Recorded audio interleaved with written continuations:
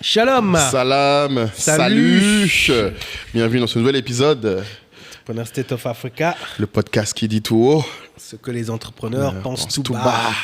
Et pour cet épisode spécial, on va essayer de rentrer, on va partir sur un format qui est intéressant, proche de l'œil de l'entrepreneur on part d'une image qu'on va vous mettre là ou là, mais là, je pense. Quelque part. Voilà, je ne suis pas encore un youtubeur de haut niveau, il faut pardonner. Mais très important, on va essayer de régler un problème pour moi. Mais je viens de penser, pour les gens qui nous écoutent, où est-ce qu'ils vont voir l'image? Franchement, ceux qui nous écoutent, je suis navré pour vous. Allez juste sur Insta. Ou voilà. Vous allez la voir. Voilà, on va la poster l'image. Exactement. Allez sur Insta. Follow. D'ailleurs, on cherche followers sur Insta aussi. Si vous nous écoutez dans la voiture, vous regarderez l'image après. S'il vous plaît. On veut pas de problème. On veut pas de problème, exactement. Mais lâchez quand même un petit follow sur Insta et ici. D'ailleurs, un petit abonnement aussi, c'est gratuit, tu vois, tant qu'on commence. Parce qu'on va vous lâcher du lourd dans cet épisode, je pense. De quoi on parle? On parle des différents types de joueurs dans le money game. Parce que on n'est pas revenu sur ça depuis un moment. Je trouve qu'on a été beaucoup aujourd'hui, ces derniers temps, dans la profondeur de différentes dimensions de la vie d'entrepreneur. Il y en a une, je pense qu'il faut que les gens comprennent, c'est qu'on peut tous faire du sport, mais pas pratiquer le même sport, même si on fait de l'argent. Et notamment, je trouve qu'il y a en Afrique trop de confusion entre entrepreneurs, chefs d'entreprise, hommes d'affaires, comme j'appelle infopreneurs maintenant, donc les gens qui sont self-employed, les prestats, etc., etc. En fait, il y a un mélange des genres où tout le monde s'appelle entrepreneur. Et moi, personnellement, en plus, ça m'énerve parce que je trouve que c'est une étiquette qui doit dire quelque chose. Et que je trouve que malheureusement, elle est un peu galvaudée d'ailleurs. C'est pour ça que tu as plein de gens qui se disent depuis quand tu es entrepreneur. Ou d'autres qui se disent ah ouais, non, mais lui, c'est pas pareil. Mais surtout, je pense que ça permet, quand tu as une compréhension des différents types, et c'est pour ça qu'on aime bien cette image-là que j'ai mis, tu comprends en fait qu'il y a plusieurs façons de faire de l'argent, mais que chacune des façons change ton lifestyle. Ouais, et puis l'idée, c'est pas de dire il y en a une qu'il y en a une qui est mieux que l'autre, voilà. Mais c'est vraiment pour que chaque personne qui suit cet épisode puisse se dire ok, moi je me situe plutôt là. Exactement. Et en fonction de ça, t'as pas le même type de revenu, t'as pas le même type de lifestyle. Exactement. Voilà. Et t'as pas, au-delà des compétences, vraiment comme nous on le redit souvent, dans ce podcast, on va aussi vous aider à faire un plan. C'est pas le même plan. J'ai pas dit qu'on peut pas passer de l'un à l'autre des types d'entrepreneuriat ou type de money game. Il y a différentes façons. C'est-à-dire que tu peux dire j'ai commencé à jouer au basket, après finalement je fais du football américain comme sport. Mais en règle générale, il faut qu'il y ait des paliers, on va dire des couloirs pour passer de l'un à l'autre. Donc si tu commences à avoir une idée en tête très claire, tu peux plus facilement y arriver. Et c'est un peu lié avec la question aussi, je pense qu'on peut aborder à la fin, sur comment on devient millionnaire, comment on fait de l'argent. Parce qu'il y a une autre image qu'on vous mettra qui est aussi sur les types de gens qui font de l'argent. D'ailleurs, tu m'as renvoyé l'image parce que faut que tu regardes quand même, faut que tu saches. Donc, reprenons l'image. Dans cette image, en fait, on part de la métaphore d'une banane. Très simple. Et selon le type de player du money game que tu es, tu fais des choses différentes avec une banane. Exactement. Donc, le plus classique, que moi je trouve qui est le plus souvent en Afrique, c'est les gens qui sont ce que j'appelle les hommes d'affaires.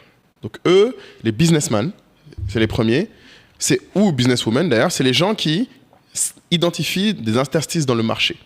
On en a parlé dans l'épisode gourmandise des 7 péchés capitaux. C'est vrai. Et tu te souviens, on avait dit que c'est eux qui en fait... Toi, des fois, ils vont te dire « Ah, t'as vu ce truc, je peux l'acheter à ce prix-là et le revendre à ce prix-là. » Et tu disais que toi, en fait, même si on te dit ça, en fait, tu vas dire « Ouais, cool, mais ça va pas t'exciter. » Exactement. Tu te souviens de ce passage? Ouais, non, en fait, tu as souvent, effectivement, même des gens, même à niveau, qui viennent te voir et qui te disent « Mais tu loupes telle opportunité. Regarde, telle personne s'est fait autant, s'est fait tant d'argent juste en achetant ça en le revenant plus cher. » Exactement. Et ça, c'est du business et c'est très bien. Il y a des gens qui ont cet esprit commerçant, souvent même, selon le pays en Afrique, il y a toujours une blague auprès d'une communauté en particulier qui a cette fibre. Ah, les Diola, mes gens. Moi, j'allais pas citer. Non, il faut dire les choses, mon ami. Mettez en commentaire chez vous, puisque... Oui, parce que je crois que chez les Khmers, c'est les Bamis qui accusent de ça aussi, un peu, non? Moi, ils disent que les Bamis aiment trop l'argent. Je ne sais pas si c'est étendu à un type spécifique de faire de l'argent. Il y a les Yoruba. Il y a les Yoruba, voilà. Mais en général, c'est vrai qu'il y a ce truc. Il y a ce truc, mais en fait, c'est culturellement des personnes qui... sont des commerçants, moi j'appelle ça. Qui sont des commerçants, voilà, exactement. C'est vraiment du commerce. J'achète à un prix A, je revends à un prix A plus... Exactement. 15, ou A x 2, A x 3, etc. Exactement. Quel que soit le produit. T'as tout compris. Quel que soit le produit. Et c'est très différent comme truc. Parce que eux, par contre, ce qui est intéressant justement dans l'image que je t'ai envoyée, c'est que tu vois que eux, alors dans l'image, je me souviens plus exactement comment ils t'ont dit. Ouais. Alors ils disent que tu pars d'une banane qui vaut 1,50 € pour tout le monde. Eux, c'est les gens qui vont te la revendre 2,50 €. Ouais. Donc tu vois, ils font 1 € de marge sur chacun. Et ça, c'est... Pour moi, au Mali, notamment, c'est un pays où il y en a beaucoup de ces commerçants-là. Ces gens-là vivent dans les interstices du marché, en se disant... Dans les interstices du marché. C'est-à-dire, c'est un peu comme des traders. C'est des gens qui... Pour moi, c'est l'équivalent de ces gens-là dans le monde financier, c'est les traders. C'est les gens qui se disent, le marché veut ce truc-là, la demande est trop élevée par rapport à l'offre disponible, ou l'offre n'arrive pas à suivre la demande, je propose une offre, ou parce que j'ai réussi à trouver un fournisseur que personne n'a réussi à trouver, ou parce que j'ai réussi à gérer avec les douanes une façon unique de faire passer avec un coût moindre. Exactement. Du coup, je peux faire de la marge. C'est ça. Et il y a des gens qui sont épanouis là-dedans. Qui sont très forts en plus. Vraiment, qui sont... Moi, ce que j'aime avec eux, c'est que souvent, ce que ça demande... Pour quelqu'un qui se pose la question, est-ce que j'ai l'âme de ça? Déjà, ça demande beaucoup de relationnel. Je pense que c'est le type de player du money game qui doit avoir le plus de relationnel. Parce que eux, par définition... Ils ne peuvent, c'est que de l'intuition personnelle d'ailleurs. C'est parce qu'ils connaissent quelqu'un qui a une opportunité qui leur remonte ou parce que quelqu'un leur fait confiance pour trouver le bon. En fait, c'est dans la maîtrise de l'info, je dirais même. Je ne suis pas sûr que ce soit parmi tous les players qu'on va définir, ceux qui ont le plus besoin de relationnel. Parce que le pur entrepreneur, je trouve, aussi on en a parlé dans networking. C'est vrai. Tu as vraiment une besoin. Partie. Là, j'ai l'impression que effectivement, le network t'aide pour devenir un insider, avoir des infos que les autres n'ont pas. Exactement. Mais je dirais que si je citerais une qualité, c'est vraiment des observateurs et puis des exécutants hors pair. Quand on avait fait le premier podcast quand Philippe était venu, c'est ce qu'il avait dit, c'était ça, c'est que par exemple, je me lance dans les VTC, mais entre le moment où j'ai décidé que je me lance et le moment où je me lance, il n'y a pas beaucoup de temps. Exactement. Je vais très très vite. Ça va très très vite, exactement. Et X mois après, il peut te dire, j'arrête ça. J'ai pris ce que j'ai appris. Et puis voilà. C'est pas intéressant pour moi au-delà de ça. Donc observateur et puis dans l'exécution. Il y a des gens, et je pense que malheureusement, ils sont très nombreux, qui sont très observateurs, qui voient des opportunités, qui ont même des bonnes infos, mais qui dans l'exécution, bon, c'est pas le sujet du jour, mais ce que je veux dire, c'est que ça fait pas de toi le passage à l'action. Une businesswoman ou un businessman, c'est t'as juste exactement. Et je pense infos, et c'est ça qui distingue quand on dit toujours le mouvement de l'action, tu vois, c'est qu'il y a t'as beaucoup de gens qui parlent tout le temps d'opportunités, qui sont jamais dedans. Alors que les businessmen, pour le coup, ce que j'aime beaucoup avec eux, ce qui est très marrant, c'est justement quand je disais un peu le networking, c'est que c'est eux qui font le plus attention à quelle info ils donnent à qui. Tu vois, ils vont te dire je suis dans ça, mais si tu leur demandes comment tu fais, ils vont esquiver. Ils vont pas te répondre clairement, tu vois, parce que c'est la clé de leur, on va dire leur play. Comme ils passent de 1,50 € à 2,50 €, c'est une info que personne n'a. Et après, comme tu as dit, il y a l'exécution. Mais très souvent, c'est des gens qui, par contre, en lifestyle, si tu regardes, ils sont rarement dans le jour dans leur truc. C'est pour ça que souvent, ils ont plusieurs trucs. Oui, ils ont souvent plusieurs trucs. Oui. Parce que tu peux pas être... En général, c'est des trucs qui ne demandent pas une implication quotidienne dans la gestion. Tu chopes un truc à un prix là, dans ce pays, tu le fais venir, tu es sûr que ça arrive, et tu le revends à un autre prix. C'est ça. Mais tu le vois dans les commerces, souvent dans la communauté libanaise aussi. Exactement, c'est ça qu'il y en a beaucoup. Souvent ça, des boutiques assez similaires. Ou tu vois, des trucs où tu as à la fois pizza, glace, crêpes, shawarma, poulet, tout ce que tu veux. Mais en fait, c'est que ça suit un truc classique. Ils savent très bien que le prix d'achat est plus élevé. est assez bas et le prix de vente, tu peux le faire assez élevé. Mais c'est intéressant parce que eux, je les aurais presque mis dans la partie entrepreneur parce qu'ils transforment quelque chose. Et je pense que c'est là où il y a une petite différence entre un businessman et un entrepreneur.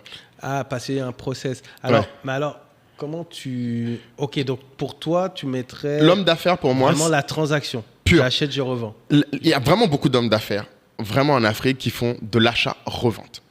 Après, à différents niveaux. Par exemple, on va prendre l'un de nos milliardaires les plus connus. Pendant très longtemps, d'un côté, c'était un homme d'affaires.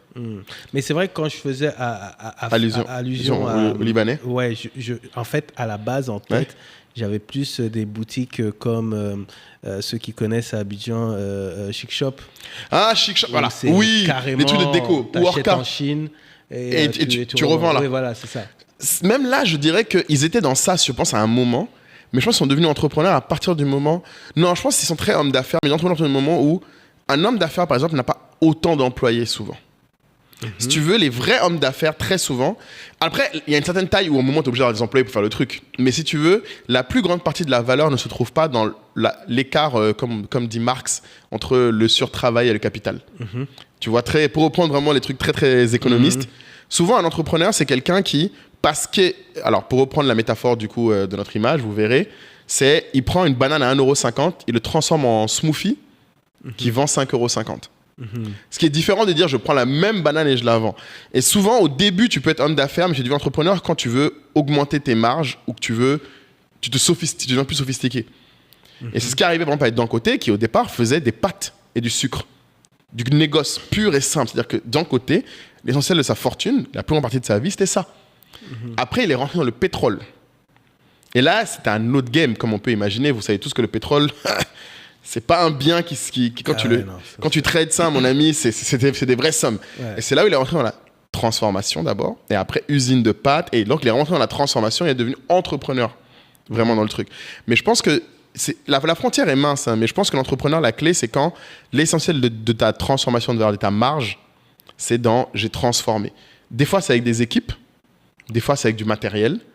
Et d'autres fois, c'est juste avec ta capacité à structurer un produit que les autres ne voient pas comme tel. C'est-à-dire que, ouais, je sais pas, la banane, les gens l'utilisent que pour le fruit. Et bien toi, tu décides que finalement, c'est un super truc pour la beauté. Tu vois, en fait, tu le mets dans un autre marché. Là, c'est même plus le même produit. Tu lui donnes un autre usage. Et souvent, c'est ça. Mais alors, comment tu expliques ? Ouais. Parce que sur cette transformation, je dirais que je pense qu'il y a des personnes qui sont juste là pour les affaires et qui sont obligées de faire un peu de transformation. Oui. Tu vois, et qui ont également craqué le système pour faire cette transformation d'une façon assez, à la chaîne ou scalable. Mais je sais pas, si je prends l'exemple de même la marketplace à l'époque Africrea, pour pas dire en cas. À ce moment-là, où se situerait la transformation ? Pour moi, c'était dans la plateforme. Parce que moi, mon produit, c'est la plateforme. En vrai, j'ai pas de produit. C'est pour ça que je suis vraiment... Africrea, c'est un petit peu d'une entreprise qui est pure entrepreneur parce qu'en fait, nous, notre création de valeur, elle se fait dans une transaction qui n'a pas lieu autrement entre le produit vendu et l'acheteur. Et c'est-à-dire que typiquement, nous, on n'a pas le produit. Ouais, mais t'es comme quelqu'un qui vient créer un mall, voilà, un centre commercial. Un mall, c'est un entrepreneur pour moi. Il peut pas être homme d'affaires parce que si tu veux... Alors, un mall, ce qui est intéressant, c'est un bon exemple. Je pense et les gens te reversent des loyers. Enfin, t'as construit un truc, les gens te reversent des loyers. Je suis d'accord, mais là, du coup, si tu regardes, c'est bien ce qu'on a dit. Il a transformé quelque chose. Il est parti du ciment, du bien immobilier. Un homme d'affaires sur le même bien immobilier n'aurait pas forcément fait un mall. Il aurait peut-être juste attendu que la valeur augmente, il aurait revendu. Oui, il aurait racheté le mall. Et il aurait vendu, voilà. Tu vois, je pense, et c'est pas les mêmes compétences, que je pense que du coup, comme tu disais, de l'entrepreneur, plus que les relations, je pense qu'il y a une vraie capacité à exécuter, et à structurer des process et à exécuter. À coordonner, on va dire, des gens, des prestataires, des fournisseurs. En fait, tu peux difficilement dire... C'est pour ça que plein de gens, pour aller plus loin, et c'est souvent les gens disent entrepreneur, mais moi, j'aime vraiment faire une distinction. Il y a une forme de l'entrepreneur qui est plus poussée, qui est le chef d'entreprise. Ce qui distingue, je pense, un chef d'entreprise d'un homme d'affaires, c'est ça. Et tu prends... Moi, j'ai quelques-uns de mes oncles au Mali qui souvent te disaient que ne nous mélange pas, on n'est pas pareil. Avec toi, avec eux et mon père. Ils disaient, non, mais ton père, c'est un chef d'entreprise, nous, on n'est pas comme ça. Nous, on fait pas ces trucs-là, de devoir se casser la tête à gérer tant d'employés, à faire le truc qui, eux, étaient plus dans une logique de j'ai vu une opportunité là, je rentre dans ça, je vends 100 containers du truc. Et par contre, eux, leur inconvénient, ce que j'avais remarqué, c'est que c'est des gens ils avaient des très grosses sommes de cash à un moment T, et avant que le prochain deal arrive, il peut s'écouler un certain temps. Mais quand tu parles du chef d'entreprise, tu parles de la personne qui est placée là ? Ou la personne très bien. Qui a créé. Très bien. Ben, tu vois, c'est un très bon point. Justement, je pense que là, on est dans une autre distinction. Est-ce qu'un dirigeant, c'est un entrepreneur ? Attends, parce que là, on a parlé de beaucoup de players. Exactement. On va peut-être récapituler. Exactement. Voilà. T'as l'homme d'affaires. L'homme d'affaires. L'homme ou la femme d'affaires. La femme ou la femme d'affaires. Ça, c'est un extrême très simple. Je pense que si tu faisais un axe ordonné, abscisse basique pour classer, l'homme d'affaires, c'est ceux qui sont le moins dans la transformation et le plus dans l'asymétrie d'information. On va récapituler simplement, tu sors abscisse ordonnée. Tu me dis quoi? Mais explique ça pour toi. Homme aux femmes d'affaires. Voilà, homme aux femmes d'affaires. Il achète à 1,50 et il vend à 2,50. Voilà, 2,50. Ça, c'est simple, ok. Entrepreneur, il achète à 1,50 et il le vend à 5,50. Parce qu'il a fait un jus. Voilà, exactement. Il a transformé. Il a fait un petit jus. Voilà. Maintenant, là, on voulait parler... Tu disais le chef d'entreprise, est-ce que c'est un dirigeant? Voilà. Ou est-ce que c'est celui qui a créé? Parce que chef d'entreprise, l'homme d'affaires est également un chef d'entreprise. Donc, est-ce qu'on parle du chef d'entreprise qui est salarié par son entreprise? Moi, je dirais que c'est... Qui n'est pas fondateur de l'entreprise. Moi, je pense que non. Je pense que le chef d'entreprise, c'est intéressant. Moi, je vois le côté chef plus que le côté entreprise. En fait, le côté entreprise plus que le côté chef, plutôt. Je m'explique. Dans le sens où, oui, tous doivent leader des gens. Tous doivent coordonner les choses, tous doivent prendre des décisions. Mais celui qui crée une entreprise ou qui gère une entreprise, c'est une entité particulière. C'est-à-dire qui gère un PNL, pour faire très simple. Le PNL d'un homme d'affaires est extrêmement basique. C'est ce que j'ai acheté, quelle est la marge que je fais sur ce que j'ai acheté. Au milieu, il y a peut-être des choses, mais c'est marge pure. Alors que, par exemple, je pense que chez l'entreprise, quel qu'il soit dirigeant ou fondateur initial, lui, il doit gérer un chiffre d'affaires, certes, mais il doit aussi gérer des coûts qui amènent à un excellent d'exploitation, il gère des revenus, et après seulement, il peut se faire ou non de l'argent sur le dividende, qui est le profit. Ouais. Tu vois la différence? Le profit chez un homme d'affaires, c'est la marge. Ouais. Il n'y a quasiment pas de delta entre les deux. C'est rare. Après, tu me diras, à une certaine taille, eux-mêmes, ils se rendent compte, je fais une entreprise. Donc là, du coup, ils glissent dans ce que nous, on fait. Mais souvent, quand ils commencent, ils peuvent faire, mais je parle vraiment, il y a des gens qui font des centaines de millions d'euros. Il y a eux et peut-être 3 employés. Et que des prestats. Tu vois, ils n'ont pas besoin de mettre trop de gens dedans. Franchement, je vais te donner un exemple très souvent. Le sucre, par exemple, les produits très basiques. Tu vas voir, le sucre, les trucs très importés, la viande. Au Mali, c'est beaucoup les huiles, par exemple. C'est que récemment que j'ai commencé à produire sur place. Et eux, souvent, ce qui se passait, c'est qu'ils achetaient dans un pays, des fois, je crois qu'en époque, c'était en Asie, vers la Malaisie. Ah, ils revendaient, d'accord. Ils revendaient. Okay. Tu vois, le riz, en fait, on va dire les matières premières. En général, les hommes d'affaires sont dans les matières premières ou un autre cas que moi je connaissais qui était super intéressant au Mali, c'était un homme d'affaires rwandais, malien qui a vécu au Rwanda et lui il faisait des couches. Il a fait fortune dans les couches culottes. Mais il les achetait juste et il les revendait. Il les achetait, il les revendait. C'est un produit transformé. Mais les couches culottes, c'est typiquement le produit qui, au début, en fait, il n'y en avait pas dans le pays. Clairement, c'est même pas forcément dans les habitudes des gens. Mais il y a une population qui, elle, en avait absolument besoin. Donc lui, il vendait ça au supermarché. Est-ce que tu mettrais dans le même style C'est un peu différent, mais on va dire les gens qui achètent les... tu vois, des McDonald's. Les franchises. Ouais, enfin voilà, les gens qui se mettent en franchise. Super intéressant. Vois, les franchises, je dis. Apparemment. Non, c'est entreprise. Ça brasse, hein. Ça brasse de ouf. Mais eux, c'est entreprise, tu sais pourquoi? Parce que eux, en plus, leur coût de franchise, il est sur le chiffre d'affaires. Donc eux, ils se font encore plus mal que le chef d'entreprise normal parce que ça veut dire qu'une partie de leur chiffre d'affaires saute avant même d'arriver sur les coûts fixes. Enfin, avant même d'arriver, sur les coûts variables. Parce que vraiment, et c'est l'occasion pour les gens qui veulent un peu tuer l'entreprise, c'est un bon épisode pour ça. Tu as vraiment 4 niveaux. Moi, je regarde toujours 4 niveaux dans un PNL qu'on regarde tous en fait. Tu as chiffre d'affaires, tu as ce qu'on appelle la valeur ajoutée, en fait, chiffre d'affaires moins. Mais souvent, tu as fait un très beau post LinkedIn là-dessus. Marge. Ouais, t'as reposté. C'était technique, je l'ai reposté. Tu l'as reposté, mais t'es beau. Mais oui, après, c'est un solde intermédiaire de gestion. Exactement. On l'avait vu en cours. Mais ouais, c'était juste. Certains l'ont pas vu en cours, hein, mon ami. Oui, c'est vrai, si t'as pas fait écho. Mais. Le solde intermédiaire de gestion, mon ami, c'est très important.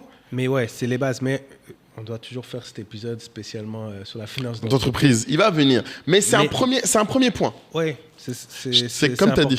Mais il y a des fondamentaux, effectivement. On sait que chiffre d'affaires moins charge variable. Moins charge variable égale marge variable. Marge variable. Attention, à partir de cette marge variable, vous avez également des charges fixes. Les charges fixes. Des impôts, des charges exceptionnelles. Les charges d'amortissement, voilà. etc., etc. Avant d'arriver au profit. au profit, quoi. Ouais. À la vraie marge. Et, on mettra le lien du post LinkedIn pour ceux qui veulent vraiment un peu se cultiver, je pense. C'est des bases. C'est ça. Et du coup, effectivement, ce qu'on dit souvent, la différence entre un dirigeant salarié, on va dire, et un entrepreneur, on va dire un fondateur d'entreprise, c'est que le dirigeant, il se rémunère plus haut. Beaucoup plus haut. C'est-à-dire qu'au niveau, dès qu'il y a des entrées, lui, il peut être... selon le business, dans les charges variables, dans les charges fixes. Exactement. Son salaire est là-bas. Exactement. Tandis qu'en tant qu'entrepreneur, votre vraie valeur se situe à la fin, au moment du profit. C'est-à-dire vous avez payé le monde entier. Exactement. La banque, les trucs, l'État, tout. Et c'est là que se situe votre valeur. Donc, rien que ça, parce qu'on se disait, parce que là, on essayait de donner des définitions sur qui est quoi. Mais ce qui est vraiment important derrière, encore une fois, c'est pas pour dire qui est meilleur que qui, c'est votre vie et votre façon de voir les choses, votre pression est quand même différente. Oui, c'est pas sur les mêmes choses, en fait. Ouais, c'est pas pareil. Et limite, ce qui est vrai, c'est que dans une boîte, tu peux avoir tous ces gens-là réunis. Petite pause. Alors, je vous ai déjà dit avant que si vous regardez ce podcast, c'est que d'une manière ou d'une autre, vous êtes des gens ambitieux. Et on aime les gens ambitieux. Et je pense que vous savez l'importance de l'entourage. On en a parlé sur tous les formats. Mais souvent, on vous parle du groupe Telegram. Je pense que vous ne réalisez pas ce que c'est. Vous pensez que c'est juste un groupe WhatsApp comme un autre. Pourquoi payer pour rejoindre un groupe WhatsApp avec des gens que vous ne connaissez pas? Déjà, un truc qui est important pour moi à saisir, c'est que bien sûr, il y a accès à Cahier et à moi. Et c'est pas un groupe WhatsApp où genre on vient une fois toutes les semaines. Tous les jours, quasiment, on y est, on discute, on échange avec les gens, et pas que sur le podcast. Et je pense que c'est important qu'on vous montre le groupe. Donc, vous allez voir, dans ce groupe, il y a plusieurs channels. Donc, le plus évident, évidemment, c'est le channel Le Podcast, où il y a les feedbacks, les extraits, les avis des gens et les discussions autour du podcast. Ça, c'est évident. Mais le channel dont on ne parle pas assez, je trouve, c'est le quartier, qui est le channel le plus actif et le plus dynamique, où, en fait, on parle de l'actualité en temps réel. Et tout le monde apporte sa vision. Et vous allez être surpris, vous allez avoir des médecins qui vont ferrailler avec des étudiants. Vous allez avoir des experts des cultures mèmes qui vous mettront des mèmes de haut niveau avec des personnes qui en fait ne savent même pas qu'est-ce que veut dire un mot en Uchi, comme moi. Donc il y a un peu de tout. On apprend de façon large sur l'Afrique avec un grand A et surtout sur une Afrique avec un grand A ambitieuse. Et quand vous sortez du quartier, là je vous ai sorti le quartier, vous verrez, il y a le book club. Il y a pas mal d'autres choses, les side missions, il y a pas mal d'autres choses que vous pouvez faire, notamment le travail de créer une vraie communauté d'excellence. Et c'est ça qu'on voudrait réussir à accomplir. Et quand on pense à tout ça, franchement les gens, 150 €, c'est pas grand-chose. Vous-même, vous savez. Si on vous dit que pour 100 000, vous pouvez être dans un groupe de gens qui parlent autant d'investissement à la BRVM que du dernier Congossa autour de Emma Loès, est-ce que c'est pas intéressant? Vous-même, faut voir. Ça vaut le coup. Et surtout, ce que je pense qui est important, c'est que vous ne vous préoccupez pas trop de quel est l'intérêt immédiatement.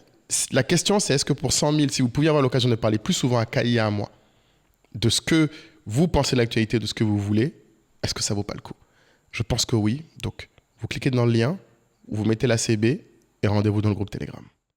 En fait. Ouais, c'est pas pareil. Et limite, ce qui est vrai, c'est que dans une boîte, tu peux avoir tous ces gens-là réunis. Tu peux avoir un homme d'affaires qui est un fournisseur, en fait, qui est celui qui fournit la matière première. Et lui, son alignement, c'est augmenter la marge autant qu'il peut, donc te défoncer ta marge variable. Parce que lui, c'est là où ça se joue. À la fin de l'histoire, lui, tu as vendu le produit, tu te démerdes après.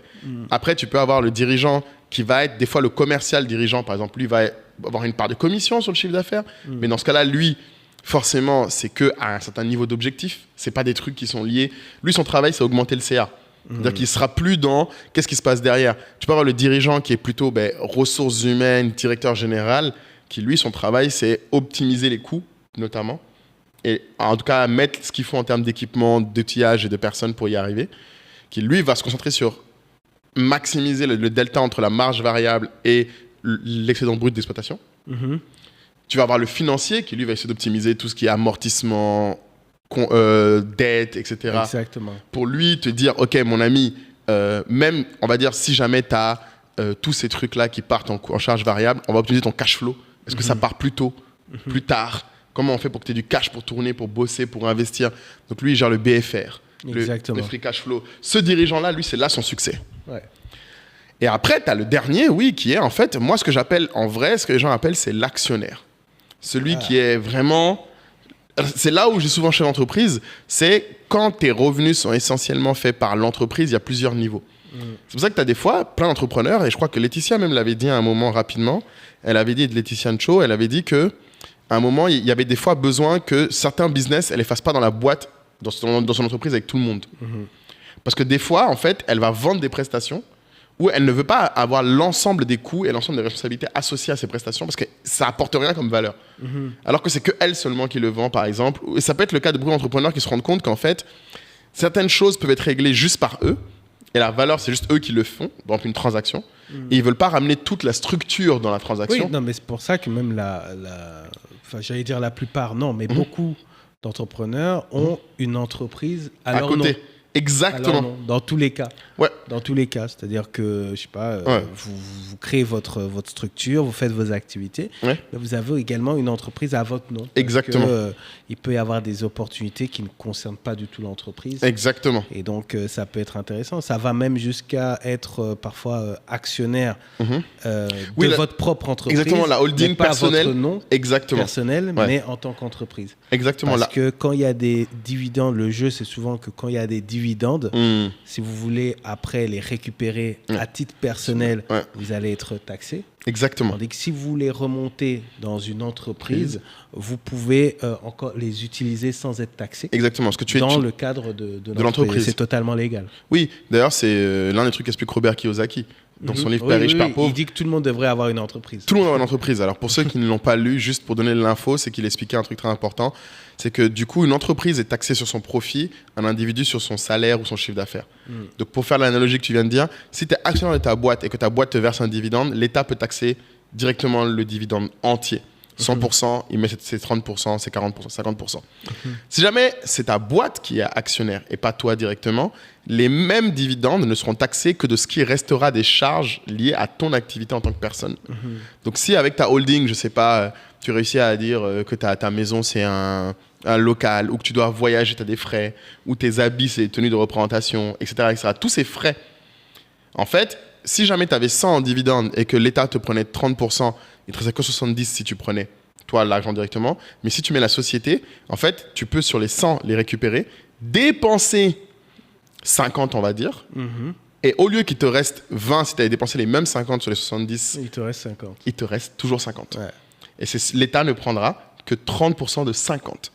Donc l'État, au lieu de te sucrer 30 euros, on va dire, sur les 100 que tu avais touchés, il va te sucrer que 15 euros. Du coup, tu divises par 2 ce que tu paies à l'État et ce que toi, tu utilises est plus grand. Donc, ces mécanismes d'optimisation fiscale sont intéressants pour beaucoup de gens, il faut les connaître. Ça vaut le coup d'en parler avec un comptable, effectivement, parce qu'en général, eux, ils savent faire ces choses-là. Mais surtout, je pense que les gens ne se rendent pas compte parce qu'on fait toutes ces discussions-là. Pour moi, ça amène aussi la grande question en termes de plan pour les gens. Quand tu es dans une entreprise, quel est ton plan en termes de où tu veux te situer dans la vraie entreprise? On parle beaucoup de salaire, mais je trouve qu'on ne parle pas assez du reste. Les parts, les commissions, etc., etc. Mais je voudrais insister sur la démonstration que tu viens de faire. Parce que je pense que beaucoup vont écouter en disant « Ah, oh, c'est un peu technique. J'ai pas compris, mais oui, en gros, il faut optimiser. » Et puis passer à autre chose. Et j'aimerais vraiment insister sur le fait que je comprends que c'est pas évident. C'est pas facile. Même nous, on ne savait pas ça dès le départ. Mais pour ça, il faut vraiment essayer de s'entourer, de discuter avec des gens qui s'y connaissent là-dessus. Et surtout, ça j'insiste là-dessus, même si la première personne qui t'explique, tu n'as pas compris, demande-lui de te réexpliquer, on ne sait jamais. Ou d'illustrer. Tu as compris. Bien sûr. Si tu n'as pas compris, ne te dis pas que c'est parce que tu ne peux pas comprendre. Vois quelqu'un d'autre. Exactement. En fait, les gens techniques, surtout dans des domaines comme ceux-là, parfois ne sont pas pédagogues. Oui, c'est dur. Donc, il faut diversifier. Moi, je le fais aussi dans le juridique. Exact. Je ne vais pas forcément choisir un conseiller juridique en fonction de sa réputation, etc. À ce niveau-là, ils sont tous bons. Oui, quand qui est capable de bien m'expliquer. Qui est très pédagogue. Tu vois, je fais ça aussi dans le choix de mes médecins, par exemple. Tu vois, c'est très vrai. Le diplôme, ok. Je te demande de m'expliquer ce que j'ai. Et comment je peux prévenir, comment je peux m'en occuper. Explique-moi clairement, que je comprenne. Si je ne comprends pas, c'est que c'est pas bon. C'est où c'est marrant, ouais, tu disais ça parce que ma mère disait qu'elle choisissait ses médecins comme ça. Elle disait qu'il y a des médecins qui te reçoivent en 5 minutes et ils te torchent. Oui, et puis ils te font un petit papier. Allez hop là, va te soigner. Ouais. Et d'autres qui prennent le temps vraiment de comprendre, de t'expliquer pour que limite ça ne t'arrive plus. Ouais. Et quand on t'explique, tu es déjà en fait dans une position de confiance en fait. Exactement. Tu vois. Et tu en as plus sur ton argent. Et tu vois où chercher la solution. Ouais. Et c'est évite d'avoir à le reproduire. Mais t'as raison, c'est comme un médecin. Hein. Avoir des gens qui te parlent de finances, franchement, pour le coup, je pense vraiment que c'est l'une des raisons. Je sais qu'on en a parlé rapidement dans le groupe Telegram. À l'époque, c'est ton ami que j'ai éjecté du groupe, là. Comment elle s'appelle? Sarah Clavel, c'est ça, non? C'était Sarah Clavel. Salut Sarah. Dédicace, on pense à toi. Tu pourras revenir si tu veux. C'est payant maintenant, mais tu peux venir. Il n'y a pas de souci. Sarah, j'ai rien dit. Voilà. Je suis allé spécifiquement la chercher. Mais je me souviens que c'est elle qui avait dit qu'elle trouvait Père riche, Père pauvre décevant. Ah oui. Je me souviens de ça. Et qu'à l'époque, j'avais dit, elle a raison parce qu'on vend ça aux gens comme étant un outil qui te permet d'être riche. Alors qu'en fait, pour moi, c'est juste une méthodologie pour optimiser des choses dans un contexte très américain d'ailleurs. Parce que souvent, ce qu'ils proposent ne marche pas ailleurs, mais la logique peut être appliquée ailleurs ou en tout cas adaptée. Et ce qui me manque beaucoup, je trouve, aux gens, c'est ça. C'est qu'ils ne font pas l'effort intellectuel. Parce que tu peux lire le livre et juste te dire « Ok, bon, ben oui, d'accord, ma maison, c'est une dépense, c'est pas un investissement. Ouais. » C'est ce qui choque de Garage beaucoup dans le livre. Ok, mais après, ils en font rien. Et c'est là où je pense que c'est intéressant d'y aller avec l'idée, comme tu as dit, d'appliquer. Et de reposer des questions et demander aux gens, mais des gens qui l'ont lu ou qui ont aimé ce livre, qu'est-ce qu'ils en ont pensé. Là, on en parle aujourd'hui. Moi, je pense que c'est très important que les gens aussi s'inscrivent dans un plan en se disant « Bon, les amis, moi, je suis dans une boîte aujourd'hui. Où est la création de la valeur dans la boîte ?» Par exemple, comme on en parlait toi et moi l'autre jour, une start-up, la création de valeur est dans la valorisation. Plus que dans les dividendes, il n'y en aura quasiment jamais. Donc ce serait dangereux pour quelqu'un de penser qu'avoir des parts dans une start-up comme la mienne va lui permettre d'avoir du cash chaque année, comme un actionnaire lambda. Alors que c'est une boîte, hein, l'un n'empêche pas l'autre. Mais souvent, les gens ne savent pas quel est le sport, quelle est la discipline du money game dans laquelle ils sont. En tant qu'employé, tu dois te poser la question, ma boîte est dans quoi ? Ma boîte fait quoi? C'est-à-dire, où est-ce que ma boîte dépense de l'argent? Tu as des boîtes qui dépensent énormément sur les salariés, dans les salaires, dans les primes, dans les commissions. D'autres boîtes vont dépenser énormément dans les infrastructures, dans les outils, dans le capital. D'autres vont dépenser énormément, au contraire, pour esquiver les taxes. Ouais. Donc, il faut que tu connaisses bien... Investir. Exact, et investir. Donc, il faut connaître l'industrie dans laquelle tu es, parce que l'industrie dit beaucoup, mais aussi dans ta boîte. Chaque boîte a une culture d'entreprise et une stratégie d'entreprise qui va privilégier un mix plutôt qu'un autre. Mais pourquoi, là, tu souhaites insister sur le fait que l'employé... doit se poser la question. Ouais. Parce que les gens ne voient l'augmentation de leur richesse dans l'entreprise que par leur salaire. Ce qui n'est pas vrai. Selon la discipline de l'entreprise dans laquelle tu es et dans quelle industrie tu es, ce n'est pas le cas. Typiquement, quelqu'un qui travaille avec un homme d'affaires, on va prendre un exemple simple, il n'a pas intérêt à chercher à augmenter son salaire. Il devrait chercher à ramener d'autres deals à cet homme d'affaires et à lui proposer d'avoir une commission sur le deal qu'il ramène. Tu vois, ou à ramener d'autres opportunités de produits. Ok, je vois où tu veux en venir. C'est-à-dire qu'en gros, là, tu donnes un tuyau aux employés. Ouais. Plus vous comprendrez la logique de création de valeur. De création de valeur de votre entreprise. Voilà. Plus, en fait, vous pouvez vous positionner où vous devez être indispensable. Ouais. Okay. Et où on gagne de l'argent, vraiment, mais vraiment basiquement. Tu sais, c'est ça. Il y a des gens, des fois, qui viennent, je sais qu'on a déjà eu ces discussions, des gens qui viennent me dire moi, je suis dans une boîte, je peux ramener des clients à ma société, mais je veux qu'on me donne des commissions. Alors qu'ils sont des dirigeants. Ça peut être une directrice marketing. Je lui dis, mais dire que ta boîte te donne des commissions pour amener un client dans une boîte qui, je sais, à peu près une PME lambda, c'est bizarre. Je dis, pourquoi tu veux faire ça? Parce que c'est moi qui ai ramené l'argent. Je dis, oui, mais tu ramènes l'argent dans une structure qui, pour fonctionner, a beaucoup de coûts. Donc, en fait, ce que toi, tu dois chercher, c'est plutôt être sur une part des profits. Et dans ce cas-là, la question, c'est est-ce que ce que tu ramènes rapporte autant que ça à la boîte? Mais ça, c'est très, très, très dur quand vous n'êtes pas sur le même niveau Ou d'infos. Et que vous échangez, parce qu'en fait, à ce niveau-là, dans ces discussions-là, les gens ont toujours ce côté, je vais pas me faire arnaquer. Donc, ah bon? C'est marrant. Ouais, donc il dit, je veux une commission, etc. Tu vois, parce que peut-être son voisin lui a dit que c'est ça que tu vas demander. Exactement. Alors que son voisin est peut-être dans une autre industrie. Il est peut-être avec un homme d'affaires aussi. Ou alors, c'est comme des personnes, qui s'associent. Ouais. Et personne qui va dire, je veux X% de part. Ouais. Et je veux également tel un niveau gros salaire. de salaire. Exactement. C'est le même inverse, exactement, dans l'autre sens. Tu vois. Alors que là, dans ce cas-là, l'enjeu, c'est pas le salaire, en fait. Tu choisis les parts, tu oublies le salaire. C'est ça. Tu vois, tu auras un salaire, mais tu n'auras pas un salaire comme un employé dans une autre boîte. Ouais. C'est ça va pas ensemble. Donc, c'est la culture entrepreneuriale qui fait ça, c'est-à-dire que tu dois être accepté à partir du moment où tu as certaines parts, que le jour où il y aura des problématiques, je ne sais pas, de trésorerie ou autre, tu seras parmi les premiers sacrifiés. Exactement. En tout cas, sur ton salaire. Sur ton salaire, ouais. Et c'est ça c'est vrai, tu as raison, les gens ne le voient pas, ça. Et ça dépend vraiment avec qui tu bosses, hein, parce que je pense que c'est ça aussi, les gens prennent des conseils, ou en tout cas sont beaucoup influencés par leur entourage. Ouais. Or, dans l'environnement africain, il y a beaucoup d'hommes d'affaires. Donc, il y a des réflexes et des conseils qui se sont transmis de génération en génération qui sont très valables dans un business d'homme d'affaires.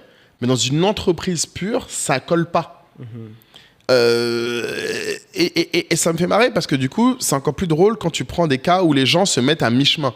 Il y a des fois, tu vois, moi j'ai parlé l'autre fois avec une amie là, qui me demandait des conseils et je lui disais, mais elle me dit, ok, je suis dans une boîte qui est un grand groupe, j'aime mon boulot, mais j'ai pas assez de liberté à mon goût. J'ai envie de pouvoir voyager plus ou pas être basé dans tel pays, Qu'est-ce que toi tu me dirais? Et j'aimerais en plus être payé plus. Donc je lui ai dit, bon, là tu veux deux trucs déjà qui en général vont pas ensemble. On n'est pas payé plus et on n'est plus libre. J'ai dit, maintenant, mettons-nous d'accord. Qu'est-ce que tu appelles être payé plus? Et elle me dit, je veux plus d'argent dans mon compte en banque à la fin du mois. Je dis, ok. Je dis, mais est-ce que tu es prête, par exemple, pour ça, à sacrifier ta sécurité sociale? Elle me dit, comment ça? Je dis, mais parce que si tu vas voir ta boîte et que tu leur dis, je veux plus être salarié, je veux que vous me preniez en prestat. Eux, ils peuvent payer. Ça peut les intéresser. Ça peut les intéresser parce qu'ils paieront moins de charges pour toi. Tu as moins de sécurité. Par contre, tu as plus d'argent dans ton compte en banque. C'est ça. Mais très peu de gens pensent à ça. Et encore une fois, c'est normal parce que pour moi, c'est une question de plan. C'est-à-dire qu'il faut que tu te dises, c'est dans la durée. C'est pas quand tu commences que ces questions-là arrivent tout de suite. Mais quand on a fait, je pense pour moi, 3, 4, 5 ans dans un métier, qu'on a un peu de compétences, c'est normal que les gens se disent, OK, vers où je vais? Et donc, tu peux ajuster et créer des formats intéressants, mais il faut que tu le prépares. Si demain, tu veux être pris comme prestat dans un grand groupe, il faut créer des relations de confiance avec les gens au sommet. Parce que l'inquiétude, quand on te met en prestat, c'est du jour au lendemain, il peut me lâcher. Exactement.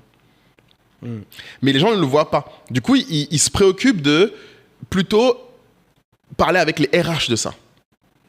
Alors que ce n'est pas les RH qui disent ce genre de trucs. Les RH n'ont pas ce genre de pouvoir. Enfin, c'est même pas dans leur scope, parce qu'elles, du coup, leur but, c'est d'être le plus compliant possible. Elles sont plus là, oui, puis elles veulent être le plus compliant possible. Les RH, par définition, c'est des gens qui veulent être dans un cadre le plus propre possible pour sécuriser la boîte. Bien sûr. Là, tu leur demandes un truc bizarre pour te sécuriser, toi, en termes de cash, et avoir moins d'attache avec l'État. Mais c'est possible. Et c'est pour ça que, pour moi, il y a ce sujet-là. Ah, tu arrives à l'autre image, du coup. Mais tu m'as pas envoyé la première. La première, est si je t'envoie un lien LinkedIn, en fait, parce que j'arrive pas à la télécharger. Okay. Et donc, du coup, ça fait une belle transition. Tu connais pas Screenshot? Franchement, c'est compliqué. Vraiment, je suis désolé, mon ami. Donc, pour ceux qui nous écoutent, la grande question que je dis aux gens, il y a vraiment plusieurs niveaux.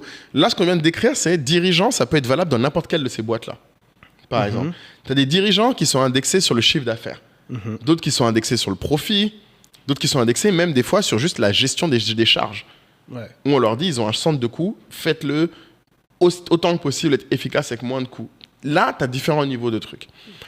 Mais c'est aussi passionnant qu'être entrepreneur souvent. Le problème, c'est que je trouve que beaucoup de gens pensent que le seul moyen d'avoir un impact sur des choses importantes ou d'être bien payé, c'est d'être le chef de l'entreprise ou l'actionnaire. Alors que quand tu regardes le cash pur, c'est clair. Et d'ailleurs, j'avais remis un autre post sur LinkedIn, moi, où on avait montré que les gens qui font le plus d'argent, le plus souvent, c'est ce qu'on appelle les corporate climbers. Parmi les millionnaires, ils ont fait une étude avec, je crois, plus de 1000 millionnaires. La plus grande part des gens, c'était pas les... Parce que tu as les virtuoses. Donc ça, les virtuoses, c'est ceux qui sont les artistes, les athlètes, tous ceux qui sont des experts dans leur domaine. Tu peux avoir certains même prestats qui sont des experts comme ça. Ouais. Ça, c'est les moins fréquents en nombre. Sauf que c'est ceux dont les gens parlent le plus. Après, tu as ce qu'ils appellent les innovateurs, là, nous, là. Les gars qui sont les entrepreneurs et tout. Il y en a pas mal, mais j'ai pas vu mon nom dans la liste, hein, tu dis nous. Nous, bon, monsieur, tu fais un peu d'argent quand même, tu as une boîte qui fait des millions. La liste là dont tu parles. Non, c'est pas une liste de millionnaires, mais en tout cas, sur le chemin des millionnaires, Millipap, mon ami. Millionnaire sur le papier. Si vous voulez le t-shirt... tu fais le gros plan. C'est ça. Gros plan sur le t-shirt, c'est important. Qui sont en vente maintenant. Sur la boutique, c'est ça. Sur la boutique entrepreneur7africa.africrea.com. N'hésitez pas. Venez vous servir, c'est sympa. Il y en a d'autres d'ailleurs, mais allez-y. Belle transition. Merci pour le placement produit. Mais ce que je veux dire, c'est que il y a aussi un autre chemin qui est le saver investor, qui est le chemin des gens qui épargnent bien et qui investissent bien. Warren, lui, c'est un virtuose de l'investissement. Lui, il combine. Voilà. Mais les saver investors, c'est juste des gens, et je peux remettre le lien, qui en fait ont bien géré leur argent toute leur vie et mettent suffisamment de côté tout en ayant fait travailler leur argent. Le danger, c'est quand tu mets de côté mais que tu ne fais pas travailler ton argent. Et après, le dernier point, c'est ce que j'appelle les corporate climbers, ce qu'ils appellent ça. Eux, c'est la plus grande part des gens qui sont millionnaires. Qui montent dans la société. Vont être d'entreprise en entreprise. Eux, aussi des gros packages. Exactement. Qui sont, eux, par contre, c'est souvent eux qui sont la plus grande part des millionnaires. En nombre, la plus grande part des millionnaires, c'est ces gens-là, en fait. Alors, je ne sais pas pourquoi les gens ont l'impression que les entrepreneurs sont la plus grande part, mais c'est parce qu'en fait, j'ai encore une fois, je pense, l'effet Forbes, c'est-à-dire qu'ils regardent les milliardaires, qui sont les extrêmes, où là, il n'y a pas beaucoup de corporate climbers, c'est vrai. Mais en fait, si tu regardes la vaste majorité des millionnaires, qui est-ce que, bon, à vrai dire, la part d'entre nous, avec plusieurs millions, on est bien, c'est des corporate climbers, des saver investors avant d'être des entrepreneurs et autres. Ouais. Donc, il faut choisir son chemin. Mais du coup, faut vraiment choisir. Il faut vraiment choisir. Après, ça dépend de ton appétence. On n'a pas parlé d'un dernier cas, là, l'image que je t'ai envoyée, qui est quand même importante, qu'on va rajouter là, parce que je ne sais pas si c'est... Mais tu veux passer au infopreneur ? Ouais, ou bien tu fais les autres. Ah oui, il y a les autres avant. Il y avait self-employed. Bon, c'est pas dans l'image, mais... Les self-employed, c'est comme les infopreneurs, je pense. Okay, alors, non, c'est intéressant. Il y a les VC déjà, qu'on rigole un peu. Mes camarades VC, je tiens à m'excuser tout de suite pour cette image. Je trouve qu'elle est très méchante. Parce que l'image, c'est, vous verrez, la fameuse banane à 1,50 € qu'un homme d'affaires transforme en 2,50 € quand il le vend. La banane à 1,50 € qu'un entrepreneur transforme en 5,50 € quand il le transforme en smoothie. Ben, les VC sont présentés comme étant ceux qui, quand il y a une banane à 1,50 €, la font grossir pour qu'elle vaille 20 € et en mangent une part. Je trouve ça très méchant. Croque dedans. Croque dedans, exact. Avec la peau même. Avec la peau grave. Mais pour redonner l'idée, en fait, là où c'est vrai par contre, s'il faut être très honnête, il y a aussi un métier d'investisseur. C'est un métier qui est très risqué et très compliqué. D'ailleurs, je fais plusieurs posts LinkedIn où j'en parle, où j'explique aux gens que les gens ne se rendent pas compte. Un investisseur, c'est quelqu'un qui gère des risques qu'il ne contrôle pas. C'est pas l'entrepreneur. Oui, il n'est pas dedans. Il investit, mais il n'est pas là. Il n'est pas là. Donc lui, il doit réussir à choisir les paris qui sont suffisamment, on va dire, pas risqués, mais en tout cas qui, s'ils réussissent, seront suffisamment gros pour justifier toutes les autres fois où ils se trompent.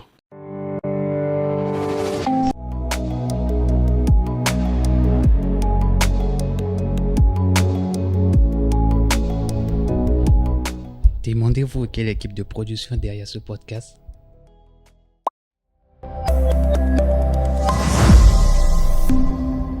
Hello, moi c'est Audoufois Baudouin Fabrice, monteur-cadreur à TS Factory, je Totem Expérience. Si vous aimez ce podcast et que vous voulez la même chose, voire même plus, n'hésitez pas à nous contacter. Nous saurions vous donner une touche de créativité à vos projets. On vient de me demander à la régie. Allez, ciao. Et c'est ça que les gens ne comprennent pas quand on voit un investisseur. C'est pas quelqu'un qui a pour but de prendre les choix les plus safe. Ouais, après, on peut te répondre qu'on ne va pas forcément les plaindre dans le sens où souvent, ils ne gèrent pas l'argent qui est à eux. Ouais, mais c'est quand même, moi, je trouve que c'est quand même difficile parce que c'est un métier qui, moi, je trouve vraiment... Tiens, par exemple, c'est une question que beaucoup de gens m'ont posée à une époque, c'est est-ce que je ne serais pas investisseur un jour ? Moi, je trouve que c'est un truc, moi, j'aurais du mal parce qu'il y a une autre chose que les gens ne voient pas, c'est que c'est vraiment stressant de se dire, tu donnes l'argent des gens à d'autres gens et tu comptes sur eux pour faire ce qu'ils t'ont dit qu'ils vont faire. Moi, j'aurais beaucoup de mal. Moi, j'ai besoin, quand même si je prends l'argent d'autrui, j'ai besoin de faire. Oui, d'accord. Mais ce que je veux dire, c'est que quel est le... Je sais pas, hein, je dis, mais quel est le risque? Le risque, si les gens se plantent... Ben, on leur donnera plus d'argent. On te donne plus d'argent, ok. On te donne tu veux plus dire ton business, si c'est ton business, s'effondre. Si tu es un investisseur, deux choses. Pendant qu'on te donne l'argent, tu n'as que ton carry. Donc ça veut dire que avoir ton salaire, c'est très dur au début quand tu es investisseur. Parce qu'en gros, dans l'argent qu'on te donne, la plus grosse partie, tu l'investis. Tu ne peux pas prendre pour te payer un salaire. Donc beaucoup d'entrepreneurs investisseurs sont aussi entrepreneurs dans une certaine mesure, comme ils aiment dire, même si je maintiens que ce n'est pas pareil. C'est parce que eux, quand ils cherchent à lever des fonds, ils lèvent des fonds. Même quand ils ont levé, ils ne peuvent pas se payer souvent. Donc l'investisseur, souvent, c'est des gens qui doivent prendre sur leurs ressources personnelles pendant 1 à 2 ans. Parce que lever de l'argent, ça met ce temps-là. Et le déployer, ça met ce temps-là. Et le pire, c'est que l'argent qu'ils déploient et qu'ils investissent, ils ne voient les retours que 5-10 ans après. Donc pendant ces 5-10 ans, ils sont encore à poil. Oui, d'accord. Mais là, on parle de... Tu es en train de faire comme si l'investisseur était face à un projet, il investit, il attend 5-10 ans. C'est des machines. Oui, ils ont plusieurs projets. Ils ont plusieurs trucs. D'autres à horizon 3, d'autres à 7 ans. Voilà. Enfin, ils ont un portefeuille. Voilà, mais ça, c'est... qui est censé s'équilibrer. Et c'est ça que je dirais. Si tu es quelqu'un qui aime répartir les risques, mais surtout qui est capable de vivre sans avoir le contrôle sur les choses, ou qui limite... Un investisseur, limite, c'est des gens, souvent, ils préfèrent ne pas être dans le feu. Ils préfèrent réfléchir dans la froideur des chiffres, dans la froideur du gain versus le risque. Si naturellement tu es comme ça, tu es plus équilibré pour ton investisseur. Mais les gens comme moi, là, qui aiment vraiment être la main dans le cambouis, ça, c'est dur pour nous. Et c'est vraiment ce que je veux dire aux gens, c'est que c'est pas parce que moi, j'aime bien les chiffres et je pense que j'aurais pu être un bon investisseur dans la théorie. Mais à cause de mon tempérament, je sais que je peux pas faire ce métier. En tout cas, c'est pas le money game que je pourrais... que tu voudrais savoir, mais qu'est-ce qui se passe ou ouais, je voudrais aider, et voilà, ouais, mais c'est pas ton métier. En fait, même si tu le fais, c'est un plus, mais c'est pas ton métier. Mais les investisseurs font ça quand même. Mais non, ils t'aident, mais c'est pas là où ils font leur argent. Ouais, d'accord, oui. Tu vois ce que je veux dire? C'est encore la même chose. Tout le monde, dans tous les métiers, dans tous les games qu'on dit là, fait quelque chose. Tout le monde a des relations, tout le monde a de l'exécution, tout le monde a du risque. Mais c'est très lié au tempérament. Et il faut aussi être... Bon, j'avoue, il faut être un minimum patient financièrement aussi. Je maintiens. Tu vois, les gens qui viennent me voir des fois en disant je vais être investisseur alors qu'ils viennent à peine d'étudier, qu'ils ont un peu d'argent de côté, je leur dis les amis, faites pas ça. À part si vos parents sont fortunés et que vous n'avez pas besoin d'argent, ok. Mais les gens comme nous là, où toute la famille dépend de toi, c'est rarement une option. Très peu y arrivent. En tout cas, si tu arrives souvent, la solution dans ce cas-là, c'est de faire un mix des deux. C'est de faire investisseur, mais d'abord dans un grand fonds. Où là, tu as un salaire qui te permet de rester limite dans le corporate ladder path et tu exerces le métier d'investisseur jusqu'au jour où tu peux le faire toi-même. C'est ce que font beaucoup. Quand tu parles d'investisseur, parce qu'il y a vraiment différents types. On est d'accord que tu es salarié, tu décides de mettre une partie de tes revenus dans, je sais pas, la bourse par exemple. Ouais. Tu es aussi un investisseur, il n'y a pas que des... Oui, non, attention. Ou bien là, on parlait des VC. Je parle des VC ou private equity, les gens dont c'est le métier. En fait. Ah oui, d'accord, oui, je vois ce que tu veux dire. En fait, alors, je vais peut-être rajouter une notion qui est importante. Tu peux faire un peu de tout là-dedans. Le problème, c'est qu'en général, moi, je résume aux choses. Qu'est-ce qui paye ton loyer? Pour moi, c'est ça qui définit qui tu es. C'est-à-dire, quelle est la source de revenus dont tu ne peux pas te passer? C'est ça qui définit ton chemin principal. On peut être un dirigeant d'entreprise qui investit à côté. Il y en a plein. Mais ils savent quand ils le font que si l'investissement ne marche pas, ils ne vont pas être à la rue. Par contre, un investisseur dont c'est le métier, lui, il sait que s'il foire, il peut se retrouver demain à la rue. Ouais. C'est là où c'est très différent. Donc, je pense que c'est pareil pour entrepreneurs. C'est pour ça que j'ai du mal avec les side business, comme tu le sais. C'est ça aussi. C'est que ça brouille les pistes. C'est pas parce que tu fais entrepreneur et qu'en même temps, tu es salarié que tu ne dois pas oublier que ce qui paye ton loyer, c'est le salaire. Et si tu veux vraiment dire « je veux être entrepreneur et vivre de la banane que je transforme en smoothie », à mon ami, il faut que ça paye ton loyer. Ouais. Et c'est ça où les gens souvent se perdent. Et je trouve que ce qui est important aussi, c'est dans cette dernière notion, je pense qu'il y a un nouveau format qui est sorti là, que j'ai envoyé, qui est les fameux infopreneurs. Ou moi, ce que j'appelle les self-employed. Donc les gens qui réussissent par leur expertise à se créer un revenu suffisant pour vivre. Ça, je pense qu'on peut faire tout un épisode là-dessus. Ah oui, non, et c'est... Alors, c'est relativement nouveau, hein, au demeurant. Ouais, c'est très lié au digital, mais je pense. Ça a vraiment explosé pendant Covid. Ouais. Ça a explosé parce qu'il y a sur les formations en ligne à cette époque-là. Vraiment, les gens ont vraiment profité pour vendre, se former en ligne et d'autres pour vendre des formations. Et en plus, dans la sphère francophone, ça a été boosté par le fait que, en France notamment, la formation, c'est très subventionné. Oui, c'est vrai, en France. En gros, tu es là, tu es formateur, tu crées ta formation en ligne, tu peux même la vendre à 1 000 euros. À partir du moment où tu as l'agrément, l'État va... Voilà, l'État va subventionner la personne qui paie une formation chez toi. C'est vrai. Donc, même pour la reconversion, quand tu es au chômage et tout, il y a tout ça, c'est vrai, j'ai oublié ça. Donc, du coup, ça coûte pas grand-chose aux gens qui veulent se former et ça rapporte beaucoup à ceux qui créent. Mais même sans cette subvention-là, il y a vraiment une économie de l'information qui est vraiment forte et ça part, comme tu le dis, effectivement, d'une expertise. Les gens maîtrisent quelque chose et à partir de là, ils se doutent bien que si eux, ils ont eu ce besoin d'apprendre et que tout ce qu'ils ont appris, ils se rendent compte qu'ils ont de la valeur. Qu'ils ont des connaissances et des outils qu'elles n'ont pas. Et à partir de là, tu testes le marché, tu vois que tu peux transmettre ça aux autres. Mais même avant Covid, il y a quand même pas mal de startups notamment qui ont fait fortune là-dessus, les Udemy, les plateformes où les gens peuvent venir placer leur formation et tout. Eux, ils ont commencé avant le Covid, mais alors ce qui était intéressant dans leur cas, c'est un peu un mix des deux. Eux, c'est des entrepreneurs qui servent des infopreneurs. Donc, ils ont créé l'infra pour les infopreneurs. Ce qui s'est passé, qui était unique avant, c'est qu'avant, et c'est vraiment lié aux réseaux sociaux, c'est qu'ils se sont rendus compte que tu as des gens qui ont en fait... Avant Coursera, même Open Schools, eux, ils ne faisaient pas ça. Les professeurs n'étaient pas des stars. Parce que les réseaux sociaux ont amené une distribution aux gens. Un individu peut en fait, de lui seul, se créer une base de clients qu'il alimente et qui peut convaincre de payer. En fait, avant, c'est Instagram beaucoup qui a amené ça, je trouve, moi. Parce qu'avant, les gens n'avaient pas de canaux où ils pouvaient directement, même si tu disais j'étais compétent, tu n'allais pas aller sur LinkedIn dire je suis compétent dans ça, venez, je vous paye des formations. Ce n'était pas le format. Mais Insta a réussi à créer un axe où en fait les gens, Twitter aussi d'ailleurs beaucoup, les gens montrent leurs compétences et par les réactions que suscite leur analyse et leurs compétences, ils peuvent vendre un service. Ouais, c'est ça. Et c'est ça qui est intéressant parce que dans l'exemple là qu'on a encore, donc on va remettre l'image là pour les infopreneurs, c'est important. Eux, c'est la même banane de 1,50 €. Ils te vendent pas la banane, pas un jus, ils te vendent un procédé magique sur comment faire le jus. Comment faire le jus. Pour que toi, tu sois entrepreneur et que tu fasses le jus derrière. C'est ça. C'est ça. Ou dirigeant. La fameuse canne à pêche. Voilà, eux, ils te vendent, voilà. Ils t'apprennent à pêcher. Voilà, ton poisson, au lieu de le vendre à 1,50 €, eux, ils te vendent une canne à pêche. C'est ça. Et mais franchement, c'est vraiment un gros truc. Et par rapport à ce que tu disais sur les infras, c'est vrai que le changement qu'on observe, c'est qu'avant, où on parlait Coursera, Open School ou toutes ces plateformes-là, maintenant, les plateformes qui sont vraiment prisées dans le monde de l'infopreneuriat, c'est des plateformes qui te permettent d'héberger ta formation.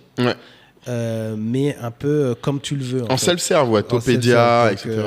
Podia, etc. T'as Schoolmaker, t'as des trucs comme ça, quoi. Et donc, ça montre ce shift-là. Mais moi, j'aime bien ça. Moi, j'aime bien parce que ça ouvre vraiment les perspectives vraiment à tout un chacun. Parce que tu sais, souvent, on dit, mais t'as forcément quelque chose en toi. Oui, t'as une expertise. Non. Mais voilà, mais c'est pas évident. Tu as une expertise, etc. C'est dur. Mais là, si tu regardes, si tu observes bien ce game-là, tu as la possibilité de structurer ta connaissance. Tu as même des gens qui t'aident à faire des formations. Structurer j'ai vu des gens qui vendent des formations, vendaient des formations. Il y a tout de nos jours. C'est ça. Peut-être une minute pub pour tes formations. J'ai une formation Irao, oui, effectivement. Tu es un grand formateur. J'ai fait une seule formation avec Irao, voilà. Mais on voudrait en faire plus d'ailleurs. Donc si vous avez des commentaires, même pour nous, pour Kayi ou pour moi, sur des formations que vous voudrez, c'est le moment de glisser en commentaire et de nous dire qu'est-ce qui vous intéresserait. Parce que ce que j'aime bien et ce que tu décris, effectivement, c'est que infopreneur, ça a l'avantage que, contrairement aux autres types... Alors, j'ai parlé beaucoup de l'homme d'affaires. L'infopreneur a un avantage sur l'homme d'affaires, je trouve, dont on ne parle pas assez. C'est que normalement, tu crées un asset. Tu crées quelque chose qui prend de la valeur avec le temps. L'homme d'affaires, sa hantise, c'est que le jour où lui décède, par exemple, qui va reprendre le deal, qui va avoir le contact avec les fournisseurs. Et c'est souvent pour ça que les hommes d'affaires ont très peu de succession. Un infopreneur, s'il se débrouille suffisamment bien, comme tu dis, la connaissance qui est créée, même si c'est très intuitif personnel, elle peut continuer à créer de la valeur même quand elle n'est plus là.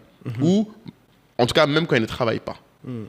Donc, autant l'homme d'affaires réussit à décorréler son effort de son chiffre d'affaires, ce qui n'est pas qu'à l'entrepreneur. L'entrepreneur, c'est plus le mec qui bosse énormément et à un moment, les résultats rattrapent tes efforts.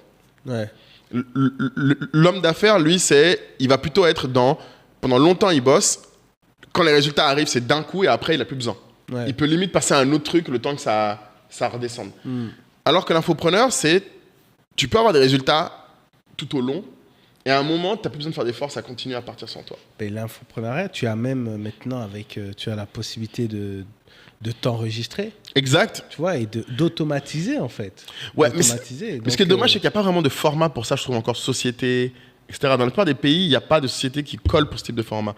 Ils sont encore c'est souvent des SARL personnels. Il n'y a pas encore de type fiscal ou social pour bien gérer ça. Parce que du coup, ils sont taxés beaucoup encore aujourd'hui.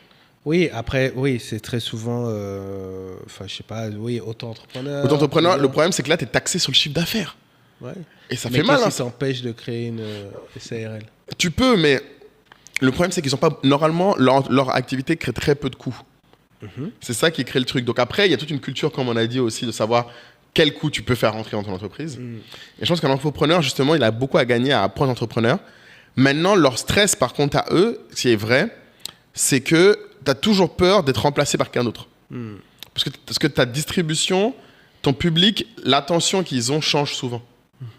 Donc, à part si tu crées un lien, c'est beaucoup d'entre eux créent des liens personnels pour essayer de tenir les gens. Mais contrairement à une entreprise où, en général, quand ton produit est distribué, les gens le consommeront plus longtemps, la formation, c'est souvent 1, 2, 3 fois ils vont passer par toi. Et peut-être d'autres gens vont passer, mais c'est rare que pendant 5 ans, ils consomment tous les mois ton produit. Ouais, non. La fréquence, c'est plus dur. En fait, tu dois tout le temps aller chercher de nouveaux clients, à part si tu crées une relation dans la durée. Et là, tu glisses pour moi de l'infopreneur vers ce que j'appelle le self-employed, le prestataire de service.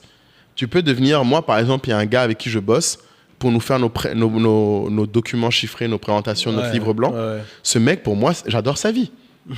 Le mec, tu lui donnes tes chiffres, tes documents, il te facture un bon 1500, 2000 euros. Il te fait ça en une semaine. Et puis après, tu l'appelles la semaine d'après. Non, je suis en vacances là. Ah, je peux pas, je fais ci. Tu vois, il a quand même une vie sympa. Après, je sais qu'il y a toujours le stress. Lui, il m'a dit, le problème, c'est que des fois, il a juste rien. Bah oui.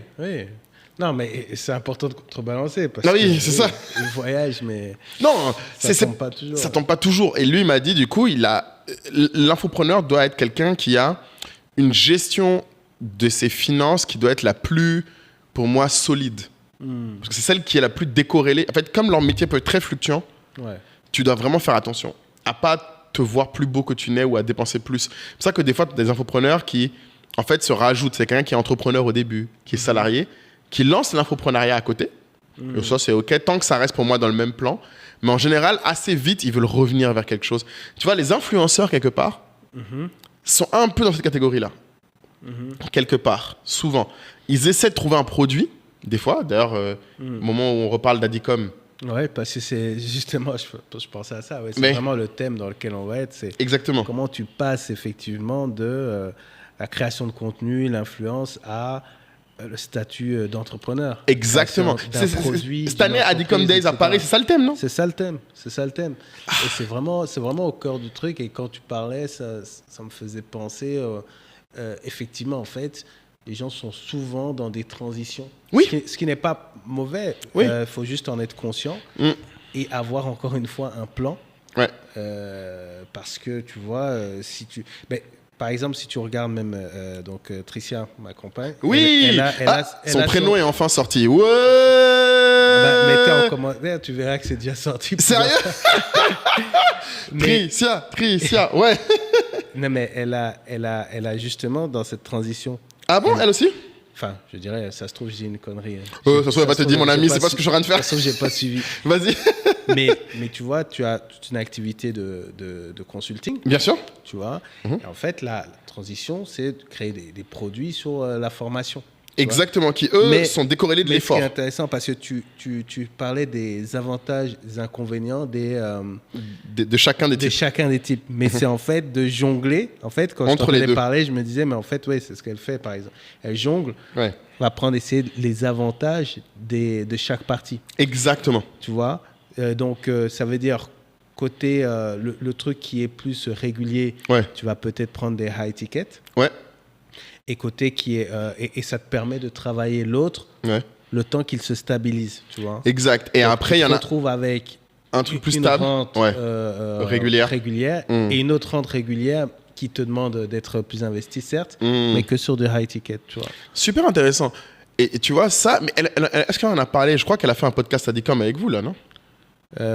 Oui, bon, je sais pas si à cette date ce sera sorti. Enfin, mais s'il est trop là, de podcasts, c'est le moment de ton expérience. On vous mettra les liens. C'est ça, s'il est là, on mettra son lien. Mais je pense que c'est important que tu expliques aux gens, même Adicom là. C'est le moment pour les gens de comprendre parce que, alors dans le groupe Telegram, les gens ont dit Adicom, c'est pas que pour les gens connus, c'est pas que pour les influenceurs. Non. Il faut que tu parles au peuple qui viennent. Moi, je vais parce que moi, je suis un insolent. Même si on m'a pas invité, je viens. Et j'ai la chance que de temps en temps, ils m'invitent. Mais vous devriez venir. Mais d'ailleurs, tu n'es pas sponsor cette année. Monsieur, j'ai pas. Engage-toi devant le peuple. Tu vois, la vente sous coercition. Mon ami, explique aux gens. Cette édition, une fois sponsor. C'est pas sérieux. Non, mais ouais, cette année, on va vraiment focus sur ça, sur comment est-ce que tu fais pour passer de statut, de tout ce qui est création de contenu, parce que tout le monde dit content is king, créer du contenu, etc. Ok, je fais ça, j'ai une audience, j'ai des collabs avec des marques, super. J'ai des collabs avec des marques où je vends des formations. Oui, voilà, j'ai un des deux, j'ai des revenus ponctuels. Voilà. Mais maintenant, comment est-ce que je fais pour vraiment rentrer dans un game, justement, où je suis un entrepreneur qui a un produit, qui a une offre... Qui est stable, tu vois. Et qui résiste à la compétition, qui a des barrières d'entrée, qui a un public fidèle. En général, c'est ça qui les stresse. Exactement. Et donc, il y a tout un truc, tout un process entre... qu'on va essayer de décrypter justement lors d'Adicom avec tous les speakers, mais ça passe très souvent par la création d'une communauté. Mais vends-leur un peu de teasing, là. Quel speaker il y a au moment où ça va sortir, on placera sûrement une pub à ce moment-là. Voilà, petite pub Adicom, là. Mais là, au moment où on parle tout de suite, je ne peux pas dire bien sûr des noms. Les speakers, mais ce sera proche et ce sera vraiment top. Ouais. Ce sera vraiment top. On attend 400 personnes. Bien, alors, Paris. C'est vrai que la question qui revient souvent, c'est si on a l'impression qu'il n'y a que des créateurs de contenu, que des personnalités influentes qui viennent. Mais c'est parce qu'il y en a beaucoup, et donc ils font tellement de relais qu'on a l'impression qu'il n'y a que ça. Mais parce que les autres, on ne les voit pas. Enfin, en tout cas, quand ils font leur relais, on ne voit pas. C'est aussi que dans notre communication, on a peut-être ciblé, mais là, on a remarqué qu'effectivement, sur la diaspora, il y a une autre cible. Il y a des personnes qui ne sont pas forcément dans la recherche d'un followership élevé en termes de quantitatif, mais qui, d'un point de vue qualitatif, ont une certaine expertise qui pourrait leur amener à créer un business autour de cela. Exact. Et donc, d'avoir des revenus stables. Et donc, c'est un autre type d'entrepreneuriat qui mérite vraiment d'être Et je me suis demandé si vous aviez déjà eu, je pense des Adicom, peut-être que vous l'avez fait, mais je pense que justement, l'opposé, c'est que les gens qui ont de l'audience, qui ont des trucs, des fois, ils ont besoin de partenaires. Donc, je ne sais pas si vous avez déjà eu des occasions de rencontres comme ça en mode... des gens qui disent moi j'ai envie de lancer, je suis une influenceuse, et des gens qui viennent leur dire moi je pense que toi en tant qu'influenceuse tu devrais lancer tel produit et je peux le faire pour toi, etc.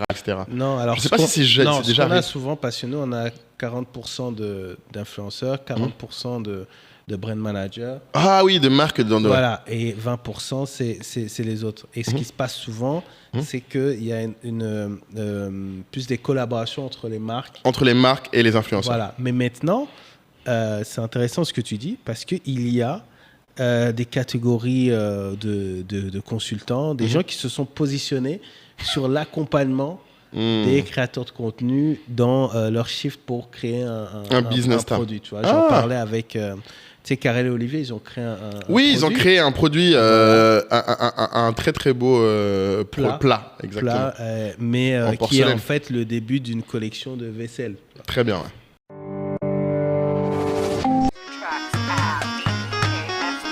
Tracks at bpkfmusic.com. Est-ce qu'on crée pas un petit suspense? Si vous êtes face à cette vidéo, c'est peut-être que vous êtes un créateur de contenu. Bonjour à tous, je m'appelle Nader Fakri. Vos outils favoris sont les mots. Bien d'autres avant moi ont déploré ma terre et ses mots. Les images, les vidéos et les illustrations. Vos ingrédients sont l'humour, le suspense, le romantisme et le glamour. Certains tendent même à vous appeler influenceurs, créateurs de contenu, Des influenceurs. Quel honneur. ou encore, si vous regardez cette vidéo, c'est peut-être que vous êtes un professionnel de la communication.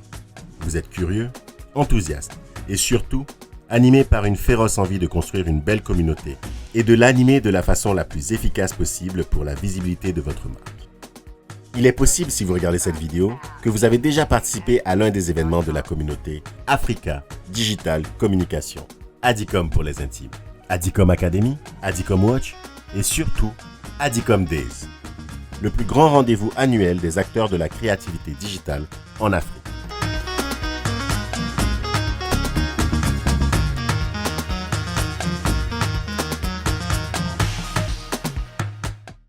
Et ils se sont fait également accompagner là-dessus, tu vois. Mais eux, voilà, ils font partie des gens qui font les choses de manière pro. Et organisé.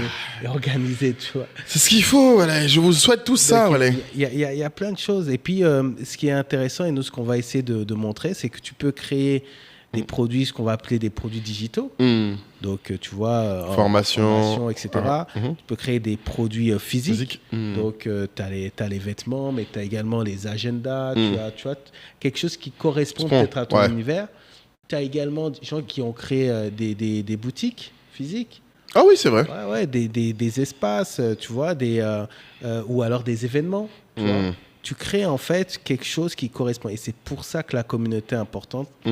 Parce que c'est en échangeant avec elle que tu fais quelque chose qui lui correspond. Ouais, et que les gens se rendent compte de ce qui est possible. Et donc voilà, donc on va avoir vraiment des gens à la fois qui ne sont pas forcément, pas forcément que des francophones. Bien. Voilà. Amen. On va avoir des anglophones, on va avoir également des personnes qui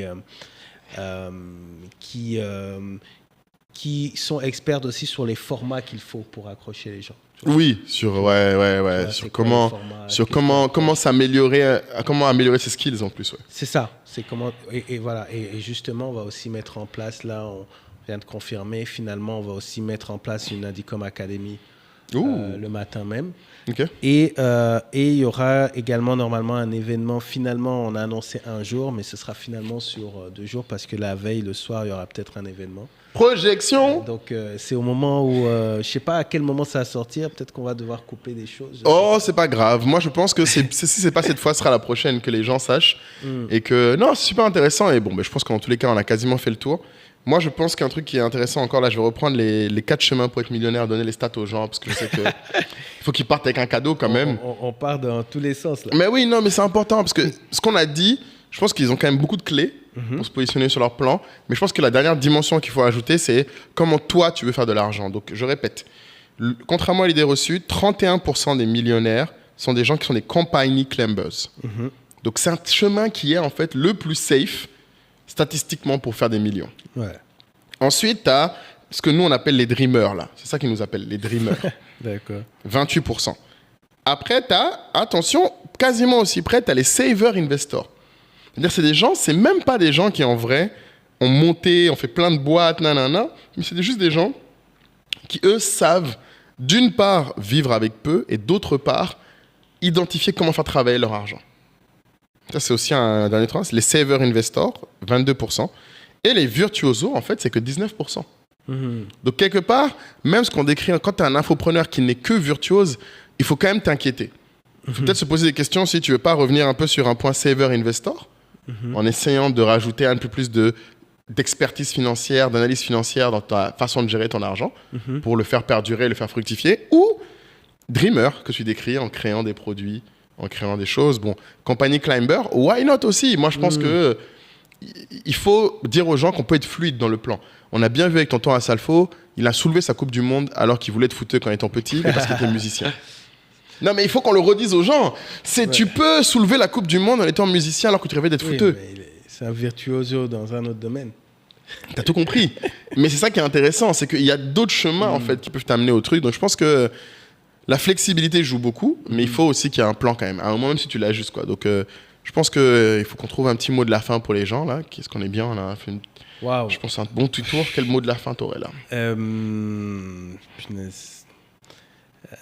Qu'est-ce que tu vois?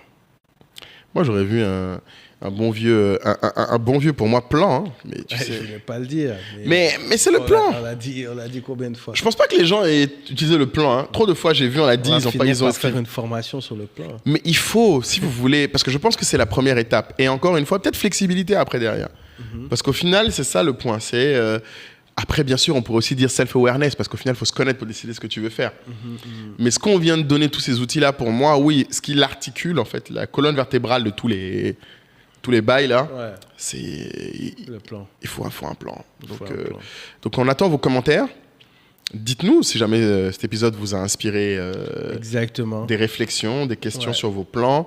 Est-ce que ça vous sera utile? En tout cas, j'espère, pour que les gens comprennent, parce que vraiment, on n'est pas rentré dans la partie très financière, mais je pense qu'on le fera dans un autre épisode sur les finances d'entreprise, où vraiment on rentrera dans le OK, comment on fait pour avoir des parts, qu'est-ce que ça rapporte vraiment quand on a des parts, comment on fait pour gérer son entreprise, comment on gère un BFR, comment on gère tout ça. Mais déjà, je pense que c'est un épisode important, un peu comme quand on a fait Startup versus PME. Là, je pense que c'est bien que les gens se disent OK, il y a différents types de gens. Où est-ce que je me situe, etc. Ouais, qu'est-ce qui me parle le plus? Donc dites-nous, peut-être qu'il y a aussi des parties, je me dis, qui... voudraient être creusées? Ouais, peut-être qui méritent d'être creusées. Peut-être qu'on devrait faire un live sur un sujet en particulier. Ouais. Donc dites-nous ce genre de choses en commentaire, parce que nous, on a besoin des feedbacks. Exactement. Pour savoir où orienter les conversations. Si vous voulez qu'on rentre en détail sur un exemple, si vous avez des cas de gens qui vous disent, mais pour vous, lui, c'est un entrepreneur ou c'est quoi, dites-nous. Peut-être qu'en commentaire, on peut aussi débattre de qui est quoi et qui est devenu quoi, parce que les gens changent. Exactement. Donc, en tout cas, abonnez-vous, c'est gratuit. C'est important, c'est gratuit, c'est important. Et ciao. Ciao.